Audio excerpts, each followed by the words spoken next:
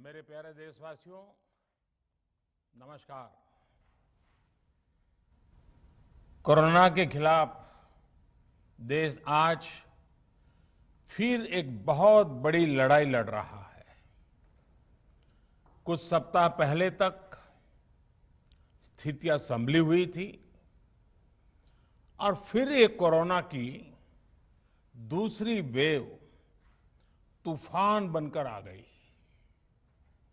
जो पीड़ा आपने सही है, जो पीड़ा आप सह रहे हैं, उसका मुझे पूरा एहसास है। जिन लोगों ने बीते दिनों में अपनों को खोया है, मैं सभी देशवासियों की तरफ से उनके प्रति संवेदनाएं व्यक्त करता हूं। परिवार के एक सदस्य के रूप में मैं आपके दुख में शामिल हूं। चुनौती बड़ी है, लेकिन हमें मिलकर अपने संकल्प, अपने हौसले और तैयारी के साथ इसको पार करना है।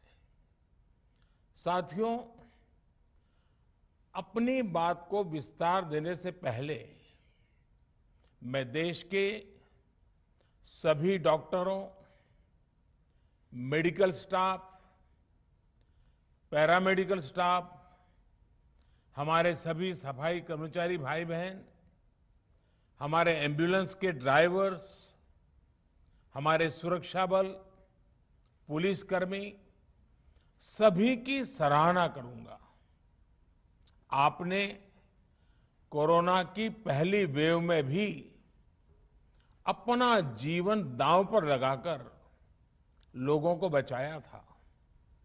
आज आप फिर इस संकट में अपने परिवार, अपने सुख, अपनी चिंता छोड़कर दूसरों का जीवन बचाने में दिन रात जुटे हुए हैं। साथियों, हमारे शास्त्रों में कहा गया है, त्याज्यम न धैर्यम विदुरेऽपि काले, अर्थात कठिन से कठिन समय में भी हमें धैर्य नहीं खोना चाहिए। किसी भी परिस्थिति से निपटने के लिए हम सही निर्णय लें, सही दिशा में प्रयास करें, तभी हम विजय हासिल कर सकते हैं। इसी मंत्र को सामने रखकर आज देश दिन रात काम कर रहा है। बीते कुछ दिनों में जो फैसले लिए गए हैं, जो कदम उठाए गए हैं, वो स्थिति को तेजी से सुधारेंगे। इस बार कोरोना संकट में देश के अनेक हिस्से में ऑक्सीजन की डिमांड बहुत ज्यादा बढ़ी है।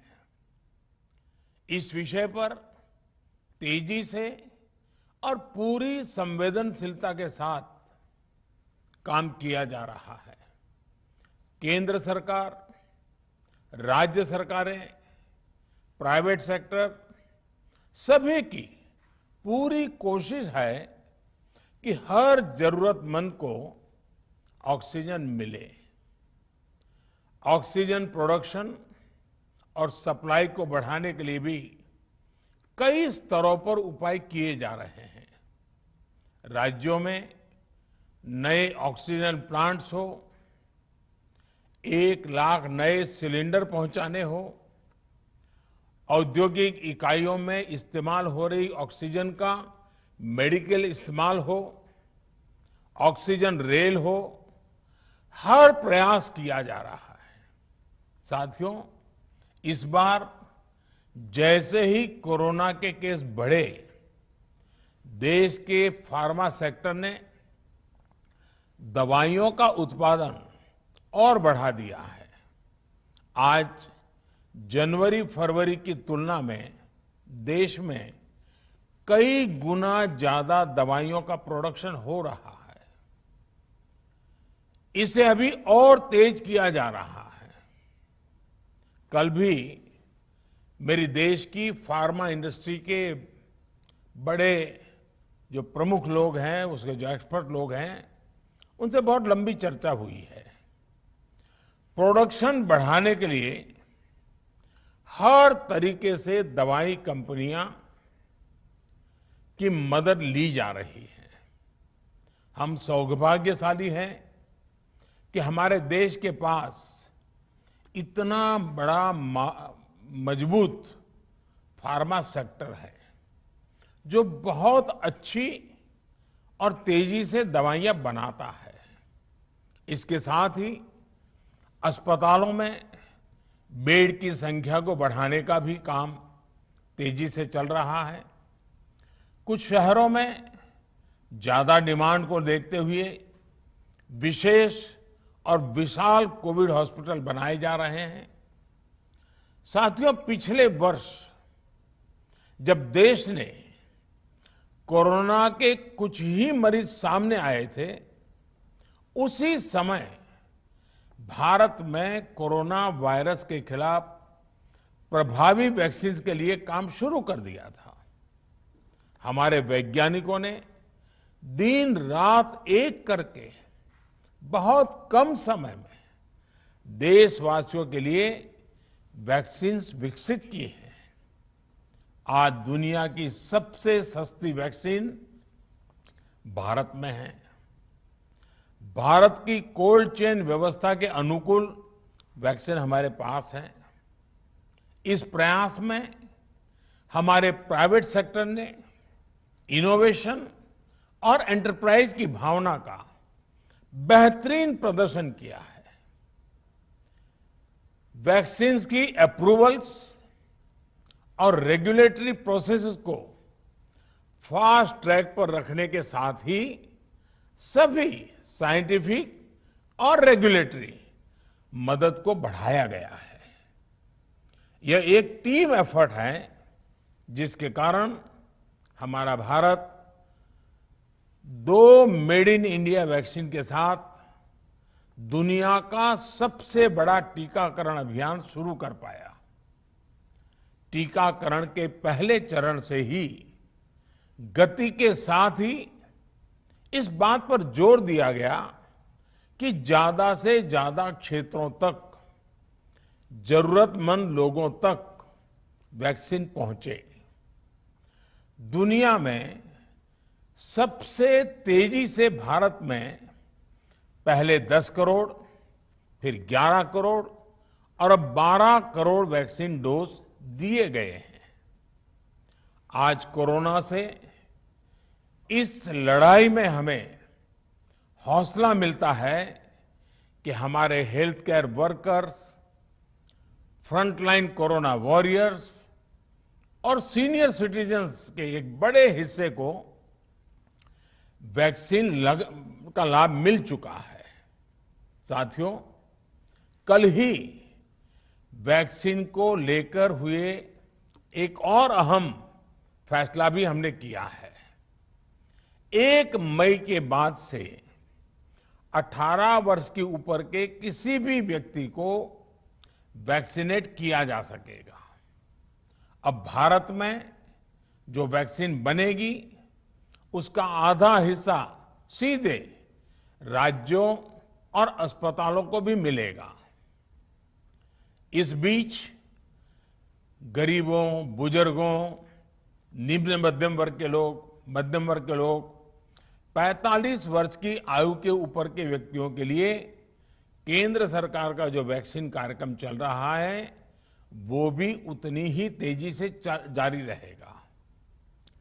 पहले की तरह ही सरकारी अस्पतालों में मुफ्त वैक्सीन मिलती रहेगी, जिसका फायदा, जैसा मैंने कहा, हमारे गरीब परिवार हो, हमारे मध्यम वर्ग, निम्न मध्यम वर्ग के परिवार हो, वो उनका लाभ उठा सकेंगे। साथियों, हम सभी का प्रयास जीवन बचाने के लिए है, और जीवन बचाने के लिए तो है ही, प्रयास से भी ये है कि आर्थिक गतिविधियां और आजीविका कम से कम प्रभावित हो। प्रयास का तरीका यही रखा जाए। वैक्सीनेशन को 18 वर्ष की आयु के ऊपर के लोगों के लिए ओपन करने से शहरों में जो हमारे वर्कफोर्स है उसे तेजी से वैक्सीन उपलब्ध होगी। राज्यों और केंद्र सरकार के प्रयासों से श्रमिकों को भी तेजी से वैक्सीन मिले लगेगी। मेरा राज्य प्रशासन से आग्रह है कि वो श्रमिकों का भरोसा जगाए रखे। उनसे आग्रह करें कि वो जहां है वहीं रहे। राज्यों द्वारा दिया गया ये भरोसा उनकी बहुत मदद करेगा कि वो जिस शहर में हैं वहीं पर अगले कुछ दिनों में वैक्सीन भी लगेगी और उनका काम भी बंद नहीं होगा। साथियों, पिछली बार जो परिस्थितियां थी वो अभी से काफी भिन्न थी। तब हमारे पास इस वैश्विक महामारी से लड़ने के लिए कोरोना स्पेसिफिक मेडिकल इंफ्रास्ट्रक्चर नहीं था। आप याद करिए देश की क्या स्थिति थी। कोरोना टेस्टिंग के लिए पर्याप्त लैब नहीं, पीपीई का कोई प्रोडक्शन नहीं, हमारे पास इस बीमारी के ट्रीटमेंट के लिए कोई खास जानकारी भी नहीं। लेकिन बहुत ही कम समय में हमने इन चीजों में सुधार किया। आज हमारे डॉक्टरों ने कोरोना के इलाज की बहुत ही अच्छी एक्सपर्टीज हासिल कर ली है। वो ज्यादा से ज्यादा जीवन बचा रहे हैं। आज हमारे पास बड़ी मात्रा में पीपीई किट्स हैं, लैब्स का बड़ा नेटवर्क है और हम लोग टेस्टिंग की सुविधा को निरंतर बढ़ा रहे हैं। साथियों, देश ने कोरोना के खिलाफ अब तक बहुत मजबूती से और बहुत धैर्य से लड़ाई लड़ी है। इसका श्रेय आप सभी को, सभी देशवासियों को ही जाता है। अनुशासन और धैर्य के साथ कोरोना से लड़ते हुए आप देश को यहां तक लाए हैं। मुझे विश्वास है जन भागीदारी की ताकत से हम कोरोना के इस तूफान को भी परास्त कर पाएंगे। आज हम अपने चारों ओर देख रहे हैं कि कैसे कई लोग, कई सामाजिक संस्थाएं जरूरतमंदों तक मदद पहुंचाने में दिन रात जुटे हैं। दवाई पहुंचाना हो, खाने या रहने की व्यवस्था करनी हो, लोग पूरे मनोयोग के साथ काम कर रहे हैं। मैं इन सभी के सेवा भाव को आदरपूर्वक नमन करता हूं और देशवासियों से अपील करता हूं कि अधिक से अधिक मात्रा में इस संकट की घड़ी में देशवासी आगे आएं और जरूरतमंदों तक मदद पहुंचाएं। समाज के पुरुषार्थ और सेवा के संकल्प से ही हम ये लड़ाई जीत पाएंगे। मेरा युवा साथियों से अनुरोध है कि वो अपनी सोसाइटी में, मोहल्ले में, अपार्टमेंट्स में छोटी छोटी कमेटियां बनाकर कोविड अनुशासन पालन करवाने में मदद करें। हम ऐसा करेंगे तो सरकारों को न कभी कंटेनमेंट जोन लगाने की जरूरत पड़ेगी, न कर्फ्यू लगाने की जरूरत पड़ेगी और लॉकडाउन का तो सवाल ही नहीं उठता है, आवश्यकता ही नहीं पड़ेगी। स्वच्छता अभियान के समय देश में जागरूकता फैलाने के लिए मेरे बाल मित्रों ने बहुत मदद की थी। छोटे छोटे बालक, 5वीं, 7वीं, 8वीं, 10वीं में पढ़ने वाले, उन्होंने घर के लोगों को समझाया था, मनाया था। उन्होंने बड़ों को भी स्वच्छता का संदेश दिया था। आज मैं फिर अपने बाल मित्रों से एक बात विशेष तौर पर कहना चाहता हूं। मेरे बाल मित्र, घर में ऐसा माहौल बनाइए कि बिना काम, बिना कारण घर के लोग घर से बाहर न निकले। आपकी जीत बहुत बड़ा परिणाम ला सकती है। प्रचार माध्यमों से भी मेरी प्रार्थना है कि ऐसे संकट की घड़ी में वो लोगों को सतर्क और जागरूक करने के लिए जो प्रयास कर रहे हैं उसे और बढ़ाएं। इसके साथ ही इसके लिए भी काम करें कि डर का माहौल कम हो सके, लोग अफवाह और भ्रम में न आए। साथियों, आज की स्थिति में हमें देश को लॉकडाउन से बचाना है। मैं राज्यों से भी अनुरोध करूंगा कि वो लॉकडाउन को अंतिम विकल्प के रूप में ही इस्तेमाल करें।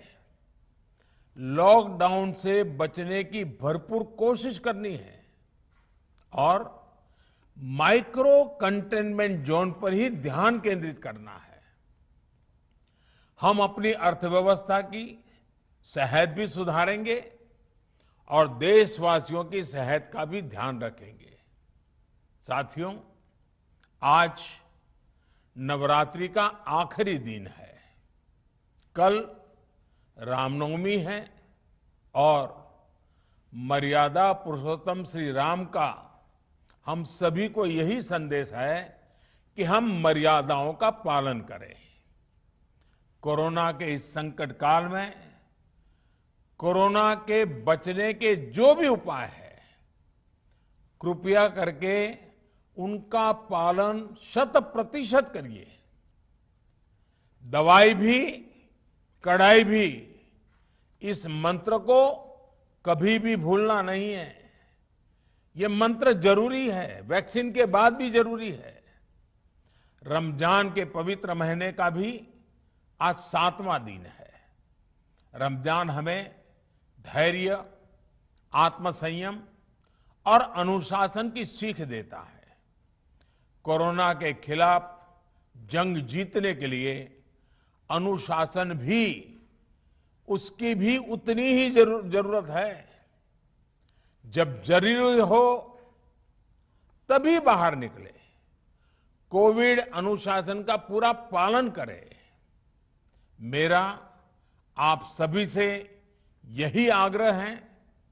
मैं आपको फिर ये भरोसा देता हूं, आपके इस साहस, धैर्य और अनुशासन के साथ जुड़कर आज जो परिस्थितियां हैं उन्हें बदलने में देश कोई कोर कसर नहीं छोड़ेगा। आप सभी स्वस्थ रहें, आपका परिवार स्वस्थ रहे, इसी कामना के साथ मैं अपनी बात समाप्त करता हूं। आपका बहुत बहुत धन्यवाद। तो प्रधानमंत्री नरेंद्र मोदी का राष्ट्र के नाम संबोधन बहुत अहम था। कोविड की इस वक्त की परिस्थितियों के बीच प्रधानमंत्री आज आए और उन्होंने राष्ट्र को संबोधित किया और देश को भरोसा दिलाया कि जन भागीदारी से कोरोना की ये जो दूसरी वेव है, जिस